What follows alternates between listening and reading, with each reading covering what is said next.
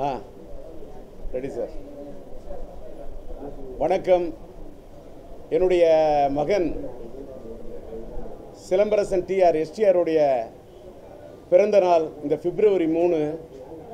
இந்த அவருடைய பிறந்த நாளில் இன்னைக்கு நான் வந்து ஒரு இந்த இந்தி பிரச்சார சபா தெருவுக்கு இதில் தான் நான் வந்து என்னோட வீடு, என்னோட ஆஃபீஸு. நான் 1984லேருந்து கிட்டத்தட்ட 83லேருந்து இந்த வீட்டில் இருந்திருக்கேன். 84லேருந்து எனக்கு ஒரு பெரிய வரலாறு உண்டு. என்னுடைய மகன் பிறந்து இன்னைக்கு 2024 இந்த வீட்டில் என் பையன் ஒவ்வொரு ஸ்டேஜில் அப்படியே கை குழந்தையிலேருந்து உறவை காத்தகிலியில் நான் தூக்கி ஒப்பமவனே ஒப்பமவனே அப்படிங்கிற பாட்டை பாடக்கூடிய அந்த படத்தில் அந்த கை குழந்தையாக இருக்கக்குள்ள ஒரு 6 மாத குழந்தை அப்படி கை குழந்தையை தூக்கி பாட்டு பாடுறேன். அந்த படத்தில் ஆரம்பித்து ஒரு உறவை காத்தகிலி, மைதிலி என்னை காதலி, ஒரு தாயின் சபதம், என் தங்கை கல்யாணி, சம்சார சங்கீதம், சாந்தியனது சாந்தி, சபாஷ் பாபு, ஒரு வசந்த கீதம், எங்கள் வீட்டு வேலன், பெற்றெடுத்த பிள்ளை, தாய் தங்கை பாசம், மோனிஷா என் மோனலிசா, சொன்னால் தான் காதலா, காதல் அழிவதில்லை படத்தில் கதாநாயகனா அறிமுகப்படுத்தி அவனை பல ஸ்டேஜில் நான் வளர்த்தேன். நான் வளர்த்தங்கிறத விட என்னோட சேர்ந்து இந்த தமிழ்நாட்டு ரசிக பெருமக்கள் என்னை ரசித்ததைப் போல இந்த தமிழ்நாட்டு ரசிக பெருமக்களும், தமிழ்நாட்டு மக்கள் மட்டுமல்ல தென்னகத்து மக்கள், அது கர்நாடகானாலும் சரி, ஆந்திரானாலும் சரி, கேரளானாலும் சரி, தென்னகத்து மக்களும் இந்திய அளவில் கூட அந்த பையனுக்கு ஒரு சின்ன ஒரு லிட்டில் சூப்பர் ஸ்டாராக அவனை வளர்த்தப்ப அவனை வந்து ரசித்து ரசிக பெருமக்கள் பல ஸ்டேஜில் வளர்ந்து வந்திருக்கான். அவன் காதல் எழுவதில்லை படத்தில் கதாநாயகன் அறிமுகமானாலும் தம் படத்தை ரிலீஸ் பண்ணுறதா இருக்கட்டும், சரவணா படத்தை ரிலீஸ் பண்ணுறதா இருக்கட்டும், மன்மதன், வல்லவன், சரவணா, ஒஸ்தி, வானம், எப்படி எல்லா வானம் எல்லாத்த மேட வாழு படத்தை தமிழ்நாடு முழுவதும் ரிலீஸ் பண்ணுறதுக்கு அந்த படமே வராதுங்கக்கூடிய ஒரு ஸ்டேஜ், அந்த படத்தை வரவிடக்கூடாதுங்கிற ஒரு ஸ்டேஜ், அவ்வளவு கஷ்டம் நஷ்டம் எல்லாத்தையும் தாங்கி ஒஸ்தி ரிலீஸ் பண்ணதாக இருக்கட்டும், வாழு ரிலீஸ் பண்ணி, வாளுக்கு பிறகு சிலம்புக்கு படமே இல்லைன்னு சொல்லுவோம், இது நம்மளுன்னு ஒரு படத்தை எடுத்து ரிலீஸ் பண்ணி எல்லாத்துக்கும் மேலே மாநாடு ரிலீஸ் அன்னைக்கு ராத்திரி உலக வரலாற்றிலே ஒரு யாருமே படத்தோட தயாரிப்பாளரை இந்த படம் ரிலீஸ் ஆகாது நைட்டு அப்படின்னு சொல்கிறாங்க. நைட்டு வந்து ட்வீட் பண்ணிட்டாங்க படம் ரிலீஸ் ஆகாதுன்னு. யாருக்கு எந்த ஒரு நடிகனுக்கும் இப்படி ஒரு நிலைமை வரக்கூடாது, அப்படி ஒரு தடை. ஆனால் இந்த படம் ரிலீஸ் ஆகுமா ரிலீஸ் ஆகாதுன்னு ஒரு கேள்விக்குறி. ஆனால் விடிய கிளம்புற ஒரு கிடைச்சது ஒரு விட கடவுள். நானும் என் மனைவியும் சென்று அந்த படம் ரிலீஸ் ஆகிறதுக்காக அன்னைக்கு நான் போடுறேன் ஒரு கையெழுத்து, அத்தனை கோடிக்கு நான் கையெழுத்து போடுறேன். என் மனைவி போடுங்க, என் பையனுக்காக நானும் என் மனைவி எனக்கு அன்னைக்கு எடுத்த முடிவு. அந்த படம் மாநாடு ரிலீஸ் ஆகி, மாநாடு வெந்து தண்ணிதது காடு, இன்னைக்கு 10 தலை. இன்னைக்கு பார்த்தீங்கன்னா நேத்தி இன்னைக்கு அவரோட பிறந்த நாள். இந்த பிறந்த நாளை முன்னிட்டு சூப்பர் ஆக்டர் உலக நாயகன் அண்ணன் கமலஹாசன் வழங்கும் ராஜ்கமலுடைய அந்த படத்துடைய அந்த ஃபர்ஸ்ட் லுக் நேத்தி அந்த போஸ்ட் நேத்தி வெளியிடுறாங்க. அதில் வந்து என் பையன் வந்து ஒரு டூயல் ரோல் நடிக்கிற தேசங்கு பெரியசாமி டைரக்ட் பண்ணுறாரு. நம்முடைய கமலஹாசன் ஐயாவும் மகேந்திரனும் தயாரிக்க அந்த பிரம்மாண்டமான தயாரிப்பு. அந்த படத்துக்கு அந்த தேசங்கு பெரியசாமி அது ஒரு ஹிஸ்டாரிக்கலாக பிரம்மாண்டமான படம் தயாரிக்கிறாரு. அந்த படம் தயாரிக்கிறதுக்கு ப்ரிப்பரேஷன் ஒன்று இருக்குது. இது இன்னைக்கு இந்த ஒரு அன்னதான வீடாவை இங்கே கொடுக்கணும், 1000 பேருக்கு அன்னதானம் கொடுக்கணும். இந்த ஆட்டோ ஸ்டாண்டில் தான் இந்த நிகழ்ச்சி நடக்க, ஒரு அன்னதானம் கொடுக்குற நிகழ்ச்சி அந்த ஆட்டோ ஸ்டாண்டில் இருக்கக்கூடிய அவர்களுக்கெல்லாம் அவங்களோட சீரோடு கொடுக்கணும், அதை அவங்களுக்கு தயார் பண்ணி கொடுக்கணும். இதுக்கு ஒரு ப்ரிப்பரேஷன் ஒன்று இருக்குது. இந்த நிகழ்ச்சிக்கு ப்ரெஸ்ஸை இன்றைக்கி மீட் பண்ணணும் அப்படின்னா நான் என்னுடைய பிஆர்ஓ சதீஷ்ட சொல்லணும், ராமஜெயம் இது பண்ணணும், எங்களுடைய குரல் டிவி நம்மளுடைய மோகன்லேருந்து நின்று உங்களையெல்லாம் அரேஞ்ச் பண்ணால் மட்டும்தான் இந்த ப்ரிப்பரேஷன். அதே மாதிரி அந்த படத்தை தயாரிக்கிறதுக்கு ப்ரிப்பரேஷன் அவ்வளோ பண்ணுறாங்க. அது காட்டியும் அந்த படம் ட்ராப்பு, அந்த படத்தை எடுக்காமல் பண்ணிட்டாங்க ஸ்டாப்பு அப்படின்னு என்னென்னலாம் சார். அதாவது என்ன சொல்கிறேன், யாருக்கு அவ்வளவு கஷ்டம், அவ்வளவு எரிச்சல், எவ்வளவு வேணாலும் யார் வேணாலும் படலாம் எரிச்சல், மனுஷன் போடணும் எதிர்நீச்சல், எதிரி போடுவான் கூச்சல், அதை மீறி வாழ்க்கையில் போகணும் எதிர்நீச்சல். இப்படி வாழ்ந்தவன் தான் டிஆர். அந்த டிஆர் பெற்ற புள்ள தான் எஸ்டிஆர். அந்த பையனுடைய பிறந்த நாளில் ஏன் இந்த வீட்டில் இன்றைக்கி இந்த அன்னதானம் பண்ணான்னு ஒன்றும் இல்லை. வெள்ளம் இன்னைக்கு வெள்ள பெருக்கெடுத்து ஓடிச்சு. சென்னையில் ஆர்கே நகரில் போய் என்னோட வட சென்னை ரசிகர் மன்றத்தை வச்சுக்கிட்டு எஸ்டிஆர் ரசிகர் மன்றத்தை வச்சுக்கிட்டு அகில இந்திய ரசிகர் மன்றத்தை வச்சுட்டு இன்னைக்கு அகில இந்திய ரசிகர் மன்றத்தின் சபை என் தம்பி இங்கே வாசு வந்திருக்க மாதிரி தம்பி உடையான் படைக்கஞ்சான் போன ஆர்கே நகரில் என்னுடைய உடல்நிலை எல்லாத்தையும் மீறி 500 பேருக்கு அரிசி 5 கிலோன்னு அரிசி நல்ல அரிசி எடுத்து கையால் கொடுக்குறேன். எதுக்கு? என் முகத்தை காட்டி போயிடணும். நான் மக்களுக்கு கொடுக்கணும். ஆர்கே நகரில் கொடுத்தேன், அங்கேருந்து போய் தூத்துக்குடியில் கொடுக்குறேன். தூத்துக்குடியில் கூட காற்று வசதியே இல்லை. இங்கே கூட இப்போ பேசணும், இதுக்கு டொடக்குன்னு சத்தம் வருதுன்னு ஃபேன் ஆஃப் பண்ணிட்டாங்க. காற்று வசதி இல்லை. உங்களுக்கு ஃபேன் ஓடுது, எனக்கு ஃபேன் இல்லை. ஆனால் என்னோடய ஃபேன்ஸ் நிற்கிறாங்க. எனக்கு இது போகிறோம். ஏன்னா இதை மாதிரி இந்த காற்று புழுக்கம் அதில் தூத்துக்குடியில் 500 பேருக்கு கொடுத்தேன். அப்போ அப்படியே அந்த புழுக்கம் தாங்காமல் மயங்கி கீழே விழுந்தேன். ஆனால் எழுந்திருச்சு, தண்ணி தெளிச்சோன்னு எழுந்திருச்சு மறுபடியும் கொடுத்த ப்ரெஸ் மீட்டிங் கொடுக்குறேன். அடுத்தது திருநெல்வேலியில் போய் 500 பேருக்கு அரிசி கொடுக்குறேன். கன்னியாகுமரியில் மறுநாள் போய் அரிசி கொடுக்குறேன். இன்னைக்கு இதை தொடர வேண்டும். இனிமேல் தானம் பண்ணணும், தர்மம் பண்ணணுங்கிறதுக்காக தான் இன்னைக்கு என் பையனோட பிறந்த நாளை ஒட்டி இன்னைக்கு 1000 பேருக்கு அன்னதானம். அது நல்ல விதத்தில் ப்ரிப்பேர் பண்ணி பிரியாணி போடணும்னா இப்படி நல்ல மட்டன் போட்டு பிரியாணி போட்டு கூட ஸ்வீட்டு கொடுத்து எல்லாம் கொடுத்து ரெடி பண்ணி அதை ப்ரிப்பேர் பண்ணி கொடுக்கணும்னா கொடுக்குறோம். நானும் என் மனைவியும் என் ரசிகர் என் தம்பியும் எங்கள் ரசிகர் மன்றத்து தோழர்களும் இதில் வேலை செய்கிற யார் எங்களுடைய ரசிகர் மன்றத்து தோழர்கள் தென் சென்னை மாவட்டத்து சார்பாக நேற்று ராத்திரி கொண்டாடுறாங்க. என் இலக்கியாவோட மகன் சிலம்பரசோட மருமகன் என்னுடைய பேரன் ஜேசன் வச்சு கேக் வெட்டுறான்.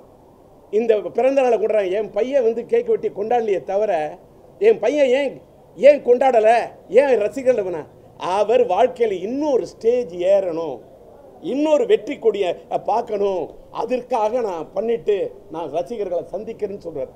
அது ஒரு நல்ல கருத்தை எனக்கு பட்டுது. நேற்று போய் அதனால் என் பேரன் வந்து கேக்கு விட்டு கொடுத்துட்டு வந்துட்டேன். இன்றைக்கி காலையில் இந்த அன்னதானம் பண்ணுறதுக்கு வந்திருக்கேன். இதுதான் மேட்ரு. இதில் என்னன்னு கேட்டாக்கா, அதாவது தப்பு நடந்தால் அதை தடுக்கணும், அதுக்காக குரல் கொடுக்கணும் அப்படின்னு சொல்லிட்டு அப்படின்னு நினச்சா அதெல்லாம் ஒரு ஸ்டேஜு. இப்போ அது ஒரு ஏஜ். இப்போ என்னால் இயன்ற வரைக்கும் தர்மம் கொடுக்கணும், தானம் கொடுக்கணும், இது ஒரு ஸ்டேஜ். ஆனால் அதற்கான இப்போ ஒரு ஏஜ் என்னன்னு கேட்டாக்கா, இப்போல்லாம் அன்னைக்கெல்லாம் வந்து அப்படி தடாலடி அப்படிலாம் இருந்த ஒரு ராஜேந்திரன் சொன்னால் அது ஒரு ஸ்டேஜ். இன்னைக்கு இருக்கிற ஸ்டேஜில் இயன்ற வரைக்கும் பண்ணும் தானம். என்னோட எந்த அளவுக்கு வேணுமோ அந்த அளவுக்கு இருக்கணும் நிதானம். வாழ்க்கையில் வேணும் இந்த ஆத்மாவுக்கு, நல்ல ஆன்மாவுக்கு வேணும் நல்ல சமாதானம். அந்த சமாதானத்தை பெற வேண்டும் என்று சொன்னால் வாழ்க்கையில் என்ன தானம் கொடுத்தாலும் அன்னதானத்தை போல ஒரு சிறந்த தானம் இருக்க முடியாது. ஏன்னு கேட்டால் இறைவன் மீறி எதுவுமே கிடையாதுங்க. அதாவது இந்த பட்டம், இந்த பதவி, இந்த பவிசு, இந்த பேரு, இந்த புகழ், இந்த காசு, இந்த பணம், இந்த சொத்து, இந்த சுகம், இந்த சொந்தம், இந்த பந்தம், இது எதுவுமே மனுஷன் போகக்குள்ள கூட வராது. நம்ம சேர்த்து வச்ச புண்ணியமும் அந்த புண்ணியத்தை விட்டுட்டு நீங்கள் பாவம் சேர்த்தா பாவம் தான், அதுதான் வரும். இந்த இந்தி பிரச்சார சவாலில் நான் இருக்கிறேன்னு சொன்னாக்கா, இன்னைக்கு இது கொடுக்குறேன்னா நான் இன்னைக்கு புதுசாக கொடுக்கல. நான் வந்து 1980 ஒருதலை ராகத்தில் உதயமானவன். நான் உதயமான படம் ஒருதலை ராகம், அது ஒரு தலை. இன்னைக்கு என் பையன் நடித்த படம் 10 தலை. அந்த 10 தலை நடித்து இன்னைக்கு என்னோட பையனோட இந்த பிறந்த நாள் இந்த ஸ்டேஜ் வரைக்கும் என் வாழ்க்கையை ஓட்டி பார்க்குறேங்க. என்னோட ரெக்கார்டு எனக்குன்னு ஒரு சின்ன ரெக்கார்டு, நான் பெரிய ஆள் கிடையாது. ஆனால் நான் அத்தனை படங்கள் எடுத்து அத்தனை படத்துக்கு மியூசிக் பண்ணி கஷ்டப்பட்டு, நான் இன்னும் ஒரு பெரிய ஜமீன்தார் பரம்பரையிலேருந்து வந்தவங்க கிடையாது. கஷ்டப்பட்டு முன்னேறி இருக்கேன். இது என்னோட ரெக்கார்டு. இன்னொன்று அடிப்படையில் நான் வந்து இன்னைக்கு கொடுக்குறேன்னா இன்னைக்கு கொடுக்கல, நான் என் படம் இறைவன் கொடுத்தான், நான் கொடுத்துக்கிட்டே இருந்தேன். இறைவன் கொடுத்தான். உயிரில் ஒரு விஷா தங்கை கோரிக்கை மைதில் எண்ணி காதில் ஒரு தாய் சம்பந்தம் மென் தங்கை கல்யாணம் சம்சார சங்கீதம் பூக்களை பதிகால் கூலிக்காரன் பாட்டம் கிட்டு கிட்டு கிட்டு கிட்டு ஆண்ட கொட்டு நான் வசூல் ரசிகர்கள் ஆண்டவன் கொடுத்தோன்னு ஒரு தாயின் சபதமா படம் வெற்றியா வீட்டு வாசல்ல கிட்டத்தட்ட 10,000 கிலோ நல்ல அரிசி, பச்சை அரிசி என் பச்சை பிள்ளைங்க சிலம்பரசன் கையாலும் இலக்கியா கையாலும் தூக்கி கொடுக்குறேன். இதே வீட்டு வாசல் இந்தி பிரச்சார சபா, அதுக்கு ரெக்கார்டு இருக்கு. யாரு போடணும் என்ன வாழ்த்தணும் கவலையே கிடையாது. ஒரு தாயின் சபதம் வெட்டியா 10,000 கிலோ அரிசி கொடுத்தேன், சேலை கொடுத்தேன், வேட்டி கொடுத்தேன். ஏன் அன்னைக்கு ஒரு தாயின் சபதம் 100வது நாள் வெற்றி விழாவுக்கு வாகினி ஸ்டுடியோ உள்ள அன்னைக்கு தலைவர் முதல்வர் கிடையாது, மறைந்து விட்ட முன்னாள் முதல்வர் திமுகவின் தலைவர் கலைஞர் வேற 100 பேருக்கு 100 தங்கச்சிக்கு தங்கத்தில் தாலி கொடுத்தேன். என் தங்கி கல்யாணி ஹிட்டு இதே இந்தி பிரச்சார சபா வாசல்ல 10,000 பேருக்கு அரிசி 10,000 கிலோ அரிசி கொடுக்குறேன் ஆயிரக்கணக்கான மக்களுக்கு. அது மட்டுமல்ல, என் தங்கை கல்யாணிக்கும் 7 தங்கச்சிமாருக்கும் 100 பேருக்கு தங்கத்தில் தாலி கொடுக்குறேன். ஏன் இந்த 1000 விளக்கில் எந்த பிரச்சனை நடந்தாலும் ஆயிரக்கணக்கான மக்களுக்கு வேட்டி கொடுத்தேன், சேலை கொடுத்தேன், தீ பற்றி எரியுதா அதுன்னு. ஒரு உதாரணத்துக்கு சொல்கிறேன், என்னங்க நான் போய் கவன் படத்தில் மட்டும்தாங்க நடித்தேன், நான் வேறு எந்த படத்துலையும் போய் நடிக்கலைங்க. கவன் படத்தில் நடிச்சு விட்ட மறைந்து விட்ட இயக்குனர் ஒளிப்பதிவாளர் கேவி ஆனந்த், நீங்கள் சொன்ன அனுப்புறீங்களோ, என் டயலாக் நானே பேசிக்கிட்டேங்க, என் டைலாக் நீங்களே பேசிங்கன்னு சொல்கிறாரு கேவி ஆனந்த். அந்த உரிமை யாரும் கொடுக்க மாட்டாங்க சார். அதனால தான் சார் நான் வேற எங்கேயும் நடிக்கல. எனக்கு திராவிட முன்னேற்ற கழகத்தின் முன்னாள் கொள்கை செயலாளர் சார், முன்னாள் கொள்கை பிரச்சார பீரங்கி.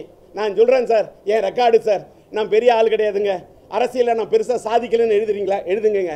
ஆனால் நான் ஒன்று சொல்கிறேன், இந்த ரெக்கார்டுன்னு ஒன்று இருக்குல்ல, வாழ்க்கையில் எல்லாருமே கிராண்டாக பணக்காரங்கன்னா இருந்தாக்கா 5 ஸ்டார் ஹோட்டலில் கல்யாணம் பண்ணுவான், ஏழை சாதாரண கோயிலை வச்சு தான் கல்யாணம் பண்ணுவான். பணக்கார வீட்டில் தாலின்னா தங்கத்தில் தாலி போடலாம், ஏழை வீட்டில் மஞ்சக்கீரில் தான் தாலி போடுவான். அதுவும் தாலி இதுவும் தாலி தான், வேணா அது தங்கத்தாலியாக இருக்கலாம். இது ஏழை போடுறது மஞ்சக்கீரத்தில் போட்டாலும் அது மங்களமான தாலி, அது மாங்கல்யம். அது அது அது அது எல்லாத்திலும் ஒரு கணக்கு இருக்குங்க. ஏன் அரசியல் என்ன தெரியுமா? இன்னைக்கு சொல்கிறேன், கோடம்பாக்கத்தில் கொடி கட்டி பிறந்தார் எம்ஜிஆர், புரட்சி தலைவர், புரட்சி நடிகரா. அதே மாதிரி கோட்டையில் கொடி கட்டி பிறந்தார் புரட்சி தலைவரா. அவரு காலத்தில் யாராவது எதிர்கட்சியில் இருந்த கலைஞர் பக்கம் வந்த எறும்பு வருமா சார்? அன்னைக்கு அரசியலுக்கு வர முடியுமா சார்? 28 வயசு முடிச்ச ஒரு பையன், 28 வயசுல 1984 ஏப்ரல் மாதம் 13ஆம் தேதி திமுகவில் கொடுக்குற என்ட்ரி கொடுத்தோன்னா மயிலாடுதுறை அண்ணா நகர் இடைத்தேர்தல் 4 தஞ்சாவூர் உப்பிலியாபுரம் 2 தொகுதியில் திமுக ஜெயிச்சது சார். ஜெயித்ததுல நானும் ஒரு காரணம் இல்ல, ஒளிபிடிக்கு மைக்கு பிடிச்சி பேசியிருக்கேன்ல, ரெக்கார்டு இருக்குல்ல. யார்? புரட்சி தலைவர் எம்ஜிஆர் காலத்தில் டி ராஜேந்தர் சினிமாவில் நடிச்சு கீச்சு தலையெல்லாம் இது போய் நடந்து வரக்குள்ளே கையெல்லாம் யாராவது பிடிச்சிட்டு வந்து தளர்ந்து போய் அரசியலுக்கு வரல. 28 வயசுல வந்திருக்கேன்ல. இன்னைக்கு பேசுறேன்னா என்னோட பையனோட பிறந்த நாள் சொல்ற விஷயம் இருக்கு. 1984 புரட்சி தலைவர் எம்ஜிஆரோட கோட்டையில் இருந்தப்ப அரசியலுக்கு வந்தேன். ஏன் இவ்வளவுலாம்? 1991 தாயக மறுமலர்ச்சி கழகம் ஆரம்பிச்சேன்னா தில்லு பழனி பாராளுமன்ற இடைத்தேர்தலில் போய் நிற்கிறேன். என் மனைவி உஷா ராஜேந்தர் குதிரை சின்னத்தில் 40,000 ஓட்டுங்க, 10% மேல வாக்கு. அந்த 10% வாக்கெல்லாம் வச்சுட்டு நான் பிலிம் காட்டல. 40,000 ஓட்டு அன்னைக்கு நான் சொச்சம் வாங்கினேன்னா அது ஒன்று ஒரு ரெக்கார்டு. இவ்வளவுனா இதுக்கு இந்த கோட்டையில் போய் உட்காந்து இந்த நாட்டை ஆண்ட புரட்சி தலைவி அம்மா முதல்வர் ஆகிறதுக்கு முன்னாடி பர்கூர் தொகுதியில் அந்த அம்மாவை எதிர்த்து ரயில் இன்ஜின் சின்னத்தில் சுயேட்சையில் போட்டியிட்டு 40,000 வாக்குகள் பெற்றேன். எங்களுடைய தாயக மறுமலர்ச்சி கழகத்தின் சார்பான நிற்கக்குள்ள திராவிட முன்னேற்ற கழகம் தேர்தலுக்கு முதல் நாள் உதயசூரியன் சின்னத்தில் நின்ன பேலட் பேப்பரில் இடம்பெற்ற திமுக வாபஸ் வாங்கினுச்சு. ரெக்கார்டா இல்லையா புரட்டி பாருங்க. இன்னைக்கு நீங்க ரெக்கார்டெல்லாம் எழுதாம இருக்கலாம். எல்லாத்த விட நான் தாயக மறுமலர்ச்சி கழகம் ஆரம்பிச்சப்ப இத்தனை மீடியா கிடையாது, வெறும் பத்திரிகை தான். தினத்தந்தி, தினகரன், தினமலர், தினமணி, இதை மாதிரி சில பத்திரிகைகளில் வந்தாதான் இன்னும் சில பத்திரிகையில் மட்டும்தான் வரும். அந்த காலத்தில் கட்சி ஆரம்பித்து 40,000 வாக்கு பழனியில் வாங்கி நாடாளுமன்றத்தில் சட்டமன்ற தொகுதியில் பர்கூரில் 40,000 வாக்குகள் வாங்கி போறான்னு. ஆனால் திராவிட முன்னேற்ற கழகத்தை எதிர்த்து அன்னைக்கு திராவிட முன்னேற்ற கழகத்திலிருந்து மறுமலர்ச்சி திராவிட முன்னேற்ற கழகத்தை தொடங்குறதுக்காக மதிமுகவை தொடங்க வைகோ பிரிஞ்ச உடனே திமுகவை உடைக்கிறாரு. அத்தனை மாவட்ட செயலாளர்கள் திமுக விட்டு போயிட்டே இருக்காங்க, வருசலா போறாங்க. அத்தனை பேர் திமுகவே உடைஞ்சு அப்படியே வெள்ள மாதிரி பெருக்கெடுத்து ஓடுது. அந்த நேரத்தில் திமுகவுக்கு சோதனை காலத்தில் கலைஞர் கூப்பிடுறாரு, தம்பி ராஜேந்தர், தாயக மறுமலர்ச்சி கழகத்தை வச்சிருக்கேன் என் தம்பியே நீ வான்றாரு. போய் எனக்கு துணையா வாங்கினாரு. போய் வெள்ள மாதிரி வைகோ ஒட்ட சொன்ன வெள்ள மாதிரி பெருக்கெடுத்து ஓடினப்போ போய் போட்டேன் சார் தடுப்பான. கலைஞருக்காகவும் திமுகவும் போய் நின்ன சார் தோணை. வைகோ மேல தொடுத்தேன் சார் கண. அன்னைக்கு சொன்னாங்க டிஆர் மாதிரி யாரு இனு. ஆனா இன்னைக்கு எனக்கு கடவுள் மட்டும்தான் சார் துணை. என் கடவுள் துணை என் கூட அந்த கடவுள் அனுப்பிச்ச தூதர்கள் மாதிரி என்னுடைய எஸ்டிஆர் ரசிகர் மன்றத்து தம்பிமார்கள் என் பையன் சிலம்பரசனுக்கு அப்பா சார், ஃபாதர் சார். இந்த எஸ்டிஆர் மன்றத்து இந்த ஆத்மன் ரசிகர் மன்றத்து தம்பிமார்கள் தோழர்கள் இருக்காங்களே, அவர்கள் இன்னைக்கு துணையா இருக்கிறாங்க. அந்த பசங்களுக்கு நான், அந்த பையன்களுக்கு நான் என்னன்னு சொல்றேன், என் பையன் மாதிரியா தம்பி, என்னுடைய ரசிகர் மன்றத்தில் இருந்தவர் தான்யா. அவங்கெல்லாம் பெரிய பெரிய போஸ்டுக்கு போயிருக்காங்க. நான் தாயக மறுமலர்ச்சி கழகத்தை போய் இணைச்சேன். அப்படி இணைச்ச என்ன திமுக தான் என் தாய் கழகம் நினைச்சேன். அதனால தாயக மறுமலர்ச்சி கழகத்தை என் தலைவர் குருநாதர் அழைச்சோன்னு போய் இணைச்சேன். தப்பா? அந்த திமுகவில் போய் கொள்கை பரப்பு செயலாளரான மேடையா பேசுனேன். என் பையன் நடிச்சது மாநாடு, நான் திமுக பேசின அத்தனை மாநாடு. யோசிச்சு பாருங்க, திமுக போட்ட அத்தனை பாட்டு, சினிமாவில் போட்ட பாட்டுலாம் ஹிட்டு. திமுக போட்ட அத்தனை பாட்டு, திமுக கேட்ட அப்படி ஓட்டு. ஆனா அந்த டி ராஜேந்தர் இப்படியெல்லாம் கஷ்டப்பட்டன. அந்த டி ராஜேந்தர் திமுகவின் கொள்கை பிரச்சாரர்கள் என்ன தூக்கி 3 ரூபா உறுப்பினர்கிட்ட புதுப்பிக்கலன்னு என்ன கட்சியை விட்டு நீக்கிறாங்க. அப்ப லட்சிய திமுக ஆரம்பிக்கிறேன். ஆக ஒருத்தர வேற நடிகர்களோட கம்பேர் பண்ணாதீங்க. நான் எழுத்தாளர், நான் இயக்குனர், திமுகவின் கொள்கை பரப்பு செயலாளர், பூங்கா நகர் தொகுதியின் முன்னாள் சட்டமன்ற உறுப்பினர், எல்லாத்துக்கும் மேல கலைஞர் எனக்காக கொடுத்த தமிழ்நாடு மாநில சிறுசேமிப்பு குழுவின் துணைத் தலைவராக, கலைஞர் தலைவர், நான் துணைத் தலைவராக இருந்தேன். கோட்டையில் இருந்தது எனக்கு ஒரு பதவி, சுடர் விளக்கு வாகனம். அதை ஈழத்தமிழர் பிரச்சனைக்காக நான் ராஜினாமா பண்ணேன் சார். ஒரு கவுன்சிலர் பதவி கூட ராஜினாமா பண்ண அந்த உலகத்தில் ஈழத்தமிழர் பிரச்சனைக்காக ராஜினாமா பண்ணேன். அதுக்கெல்லாம் இந்த நாட்டில் மரியாதை இருக்குமா? இருக்காது. ஆனால் ஈழத்தமிழர் பிரச்சனையை வச்சு நான் சம்பாதிக்கல சார். நான் வெளிநாட்டிலேருந்து யார்ட்டையும் காசு வாங்கல சார். நான் வெளிநாட்டிலேருந்து யார்ட்டையும் பணம் வாங்கல சார். ஆனால் என்னோட ஈழத்தமிழ் மக்களின் மனத்தை வாங்கினேன் சார். அவங்களுடைய ரணத்துக்காக குரல் கொடுத்தேன் சார். அவங்களுக்காக பாடினேன் சார். எனக்கு உடம்பு சரியில்லாமல் ஹார்ட் அட்டாக் வர்றதுக்கு முன்னாடி கூட ஈழத்தமிழுக்காக பாட்டு பண்ணேன் சார். இது என்னோட வரலாறு சார். இதை எல்லாத்தையும் புட்டு சொல்லிட்டேன். என்னால் முடிஞ்ச வரைக்கும், இயன்ற வரைக்கும் பண்ணுவேன் தானம். இந்த வயசில் எனக்கு வந்திருக்கிறது நிதானம். என் ஆத்மாவுக்கு தேவை சமாதானம். அவ்வளோதான்.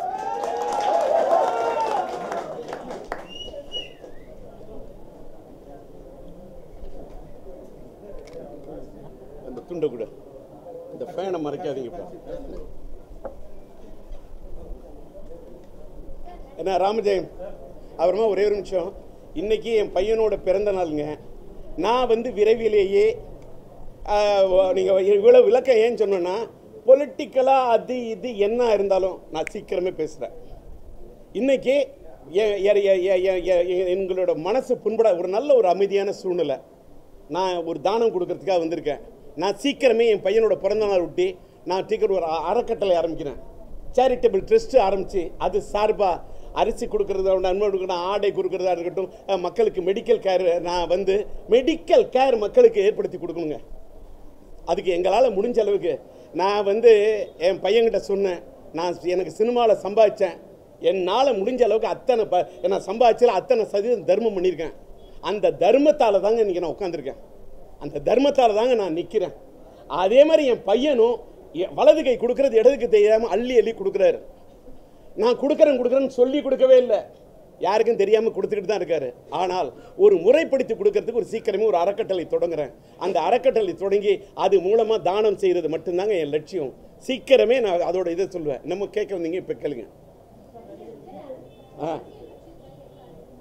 என்ன அதான் சொல்கிறேன்னே, நான் இவ்வளவு நேரம் இவ்வளவு விளக்கம் கொடுத்த பிறகும் இந்த கேள்வியை நீங்கள் கேட்குறீங்கன்னா யார் நீங்களாக தான் இருப்பீங்க.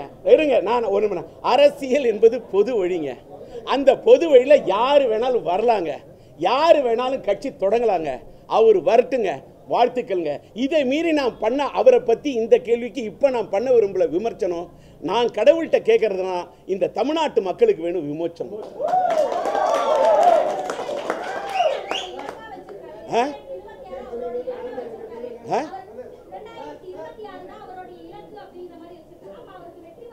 நான் இருக்கக்கூடிய இடம் 1000 விளக்கு. நான் தானத்தை பண்ணி கொடுத்துட்டேன் அத்தனை விளக்கம். அந்த விளக்கத்துக்கு அவருக்கு ஒரு இலக்கு, எனக்கு ஒரு இலக்கு. என்ன அதனால் இதை பற்றி இன்னொன்றுங்க, அவருக்கு நான் ஒன்று போன தேர்தலில் நீங்கள் கேட்டதுனால சொல்கிறேன், போன சட்டமன்ற தேர்தலையே மறைந்து விட்ட அதாவது முன்னாள் முதலமைச்சர் நம்முடைய கலைஞர் அவர்களுக்கு உடைய திராவிட முன்னேற்ற கழகத்தோட ஒரு இதுக்காக சொல்கிறேன். கலைஞர் திமுகவுக்கு திரும்பவும் என்னை கூப்பிட்டு சேர்க்க ட்ரை பண்ணார்ல. யாரையாவது கூப்பிட்டுருக்காரா? புரட்சி தலைவர் எம்ஜிஆரே திமுக விட்டு போன பிறகு திரும்ப கூப்பிட்டுருக்காரா? ஆனால் என்னை கலைஞர் கூப்பிட்டார்ல, என் பிரச்சாரத்துக்குன்னு ஒரு வேல்யூ இருக்குன்னு கலைஞர் நினைச்சார். சார், எல்லாருக்கும் எல்லாருடைய வேல்யூ தெரியாதுங்க. எல்லாருக்கும் எல்லாரோட வேல்யூம் தெரியாது. இப்போ சிலம்பரசனுடைய வேல்யூ உலகநாயகன் கமலுக்கு ஒரு சின்ன ஒரு குழந்தை நட்சத்திரமா வந்ததுனால தானே இன்னொரு குழந்தை நட்சத்திரமா உருவான சிலம்பரசனோட வேல்யூ தெரியுது. வாங்க, என் வேல்யூ கலைஞருக்கு தெரிஞ்சதுங்க.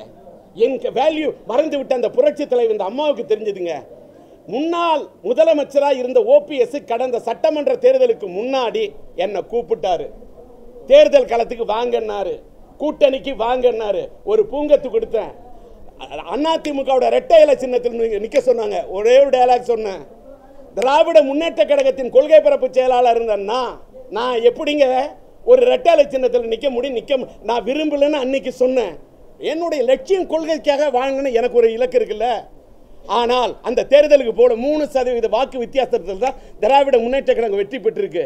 இப்பதான் தெரியுது, வாக்கு வித்தியாசம் 1% இருந்தால் கூட இந்த இனிமேலாம் இப்பெல்லாம் தேர்தலில் வேல்யூ இருக்கு. ஜாதி பலம் இருக்கணும், சமுதாய பலம் இருக்கணும், இல்லை பண பலம் இருக்கணும், இல்லை மக்கள் பலம் இருக்கணும், இல்லை ரசிகர் பலம் இருக்கணும். அந்த பலத்துக்கு ஒரு இது கிடைக்குது. ஆக இந்த சட்டமன்ற தேர்தலுக்கு கூட என்ன பண்ணணுங்கிறத விரைவிலேயே அந்த எனக்கு என்ன இலக்குங்கிறத அப்புறம் சொல்றேன். இப்போ நான் இன்னைக்கு என் பையனோட பிறந்த நாள், அன்னதானம் கொடுக்குறேன். இதோட நிறுத்திக்கிறேன்.